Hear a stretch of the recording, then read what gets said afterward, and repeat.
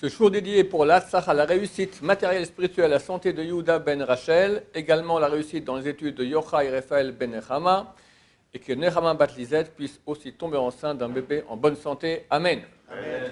Donc nous sommes lancés sur les histoires édites et inédites sur Baba Saleh.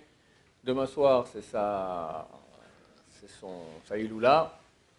On a commencé à faire des cours, on a parlé un peu de son outil de brachot numéro 1, c'était les vers de Mechia au Maroc et de Arak en Israël. Un jour, il était un de ses bons amis, Rab Shlomo Seba, qui est venu le voir avec son fils. Et il y avait donc les trois, Baba Saleh, Rab Shlomo et le fils, il s'appelait David.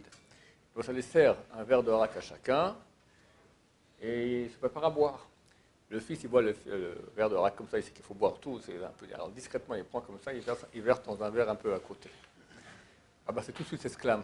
Qui a gâché le verre? Le fils, je le reconnais, c'est moi qui ai fait ça. Il dit, c'est parce qu'on a raté maintenant. Si on a oublié les trois verres, ma chère serait venue.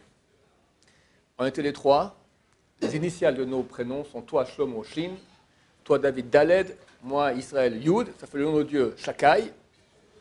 Et c'est marqué que Mashiach vient, on est Metaken, on répare le monde, Malchut Shaddai, par la royauté du nom de Dieu qui s'appelle Shakai. Et signifie aussi, ce nom-là signifie, chez Omar Dai, qui dit que Dieu dise halte à notre exil et qu'il amène le Mashiach. Alors le fils a dit, ok, bon, ben je remets, on boit. Trop tard, le temps est passé. Ça arrive souvent qu'on a frôlé. J'ai une autre histoire du même genre que je vais raconter ici peut-être pour la première fois, qui est terrible. Et ne me demandez pas d'expliquer le comment du pourquoi, je suis incapable, d'accord? Ce sont deux optiques du monde qui se sont confrontées. Et bon, l'histoire est la suivante. Baba Saleh est à Netivot. Qui vient le visiter? Le Rav Ovadia Yosef Zatzal. Le Baba Saleh était très content. Il ouvre une table, etc. Bon, le Rav Yosef parle avec Baba Saleh. Les deux parlent ensemble. À un moment, Baba Saleh dit, je demande à tout le monde de sortir. Hein, que je veux rester seul avec le Rav. Alors il dit non, mais je veux que mon fils reste avec moi. Non, je te montre qu'il sort. Non, je veux qu'il reste avec moi. Ok, bon, j'accepte qu'il reste avec toi. Tout le monde sort. Et c'est donc le fils qui a raconté cela. Et c'est écrit, ce que je vous raconte comme histoire maintenant, est écrit dans le livre du Rav David Yosef. C'est pas lui qui reste avec Baba, je pense que c'est son frère Yitzhak ou le Rav Yaakov, je ne sais pas. En tout cas, le fils, le Rav Yosef, écrit cela dans son livre de Halacha sur Pessah, la gala de Pessah. Il raconte cette histoire-là. Donc on a vraiment de sources premières. Baba Saleh dit au Rav Yosef, écoute, j'ai un mouton ici. Viens, on l'égorge, on le mange ensemble. Si tu restes avec moi pour manger le mouton, comme ça ma chère viendra encore ce soir. Réponse au Rav Yosef, je suis désolé, je dois donner un shiur à Bnei Brak. Mais je parle maintenant d'Abba Mashiach, je suis désolé, les gens m'attendent à Bnei Brak, je ne peux pas, je refuse l'invitation, désolé. Deux optiques. C'est marqué dans le traité de Megillah que la construction du temple ne repousse pas l'étude de Torah. Alors, je dis, moi j'ai un jour de Torah, Mashiach construit du temple, ok, entre les deux, la Torah. Mais ça dit, ok, mais si Mashiach vient maintenant, tout le monde suit la Torah, c'est fini. C'est deux optiques, une très, Baba Saleh était très chassidique comme ça, Rav Yosef était très litaïde, pas dans ces choses-là. Moi j'ai un mouton, mais Mashiach, bon. On ne peut pas expliquer le pourquoi, le comment, c'est une histoire, je dirais, horrible, mais en tout cas, hein, qui montre les grands d'Israël. Donc, Baba Saleh utilisait les vers pour guérir les gens, pour toutes sortes de brachot. Aussi, des fois, pour les enfoncer. Il y avait des fois des gens qui venaient à sa table et ça le dérangeait. Les gens où ils ne voulaient pas, c'était des gens qui n'étaient pas très, très honnêtes, pas très bien, ça le dérangeait qu'ils soient à sa table. Sa table, c'était comme un hôtel. On voit qu'il y avait des choses extraordinaires qui se passaient. Il avait expliqué que les vers, c'était le nom de Dieu, etc. Alors, des fois, il donnait à son gendre un vers. Tiens, tu donnes à celui-là. Tenaem kapaolam. Donne-leur comme leurs actions. C'est une malédiction dans la Torah. C'est marqué que Dieu va punir les gens comme leurs actions. Donne-leur. Le type, il buvait le verre. Ils s'endormaient sur la table. Comme ça. À lui, il y avait 3-4 qui ne voulaient pas qu'il soit avec eux. Donnez ça. Tac, le type, il s'endormait. Et même des fois, il endormait sans verre. Des fois, il avait un proche qui venait, voulait lui parler en privé. Et toujours près de Baba Saleh, il y avait son mashbach, son intendant. Enfin, le type voulait parler sans que l'intendant il écoute. Alors lui, il faisait abracadabra, je ne sais pas comment il faisait. Tout l'entendant, il s'endormait comme ça et il pouvait parler. Une fois encore à Tfilalet, ils faisaient une soirée, ils faisaient des piyoutim, ils chantaient, etc. Et à 9 heures du soir, à l'époque à Tfilalet, l'électricité s'arrêtait dans tout le village. Terminé. À 9 heures, plus d'électricité. Dodo, couvre-feu, tout le monde va faire dodo. C'est bien, comme ça on se lève à 3 heures du matin pour suivre la Torah. En tout cas, à 9 heures, c'est terminé. Baba Salé leur a dit, continuez, tant que vous chantez, la lumière va rester allumée. Et ils continuent 9 heures, 9h30, 10 heures, 11 heures, 11h30, ils font des piyoutim comme ça, et la joie, ils boivent, etc. La lumière reste allumée. Ils ont arrêté de chanter, tac, la lumière s'est éteinte. Qu'est-ce qui s'est passé? À distance, Baba Salé, il a endormi l'employé de l'électricité arabe là-bas, qui s'endorment à l'usine, qui sont endormis, ça réveille à 11h30, hop, c'est beaucoup trop tard. À distance, endormir les gens.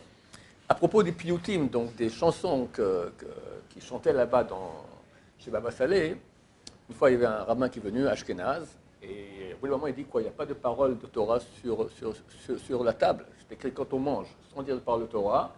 C'est comme si on amène des ifremetim, des sacrifices de mort. Ça veut dire quoi? Les commentateurs disent que c'est un sacrifice qu'on amène à la vodazara. D'accord? Mort, ça veut dire le côté négatif. Le côté de la mort, le côté de l'idolâtrie. Alors c'est très important de dire des paroles de Torah. Il n'y avait pas. Alors il dit, qu'est-ce qui se passe? Il a dit ça à voix basse à son copain. Baba Salé, évidemment, il voit tout. Il dit à son gendre, dis à ce Ashkenazi, comme ça il a appelé, d'accord, à ce Ashkenaz, dis-lui que les piyoutim que nous disons sont tous d'après le Pardes. Pardes, c'est quoi? C'est explication de la Torah d'après Pshat, le sens simple, Remez, les signes, Drash, l'allégorie, et Sod, les secrets de la Torah. Il y a une sagesse extraordinaire. Une fois, il a dit, quand ils chantent Bar Yochai, une fois, il a dit à quelqu'un, tu peux m'expliquer ce que ça veut dire Koteret al-Aish dans Bar Yochai? C'est un moment, Koteret al-Aish. Il dit non. Si tu veux, j'ai dit, il faudrait que j'explique ça, il faudrait 3 mois d'introduction de notions de kabbalistique pour que je puisse comprendre ces 2 mots de ce chant de Bar Yochai. Alors, quand il chantait Bar Yochai, l'honneur de Rabbi Shimon Bar Yochai, là, il dit, je veux maintenant une nouvelle bouteille fermée, et tout le monde devait remplir son verre entièrement pour boire en l'honneur de Rabbi Shimon Bar Yochai. Rabbi Shimon Bar Yochai, sa hiloula, c'est donc le 33 du Homer, l'Akba Homer. Tout à Israël, surtout le monde marocain, Sarad, et aujourd'hui on a plus d'1 demi-million de personnes qui vont là-bas à sa tombe. La veille, le Rosh Yeshiva de Porat Yosef, le Rav Yehuda Tzadka, vient visiter Baba Salé. Et ça va pas te repartir maintenant du sud du pays pour aller jusqu'au nord, à Méron, pour faire l'Akba Omer. Baba Salé lui dit, Kvod Arav, restez ici. À l'Akba Omer, Rabbi Shimon Bar Yochai, il vient chez moi. Il sera ici à ma droite. N'allez pas là-bas à Méron. Il vient chez moi, pas là-bas. Il vient ici. Non, le pas là-bas, il n'a pas dit. En tout cas, il vient ici, il sera ici à ma droite. Rav Yehuda Tzadka est resté. Et il y a eu une kdusha, sainteté chez Baba Salé à cette fête de l'Akba Omer extraordinaire. Ça veut dire que Rabbi Shimon Bar Yochai préfère aller chez Baba Salé plutôt qu'à Méron. Bon, ça c'est déjà écrit dans beaucoup d'endroits que ce jour-là, Rabbi Shimon Bar Yochai fuit Méron parce qu'il y a beaucoup de bonnes femmes qui viennent habiller pas en sniout, et donc il ne peut pas supporter ça. Peut-être aujourd'hui ça s'est un peu arrangé, ils ont fait 2 chemins, un homme, un femme, etc. Mais à l'époque, ils venaient où? À la droite de Baba Salé. Et le gendre raconte que Baba Salé connaissait la tête de Rabbi Shimon Bar Yochai. Comment? Une fois, il était tout seul chez lui à la maison, et tout coup, on tape à la porte, toc, toc, toc, toc, toc, une bande de jeunes qui sont venus de Bnei-Brak, une bande de jeunes d'une yeshiva. Baba Salé dit à son intendant, n'ouvre pas, c'est bon, n'ouvre pas. Et il continue à taper, tac, tac, tac, tac. Bon, Baba Salé dit, tu sais quoi, si tu en as un que tu vois avec une belle barbe, Baba Salé était fan des barbes, d'accord, il fallait laisser la barbe longue, ne pas la toucher. Tu le fais rentrer lui. L'intendant voit, regarde, toi, tu peux rentrer, viens, entre. Il range Baba Salé, oh là là, t'as exactement la même barbe que Rabbi Shimon Bar Yochai. En ton honneur, je fais rentrer tout le monde. Il a fait rentrer tout le monde. D'où il connaît la forme de la barbe de Rabbi Shimon Bar Yochai. Il semblerait qu'ils se voyaient de temps en temps, et ça ne nous étonne absolument pas. Voilà, on s'arrête ici, on continue un prochain cours prochainement. Baruch Adonai, l'olam, amen va amen.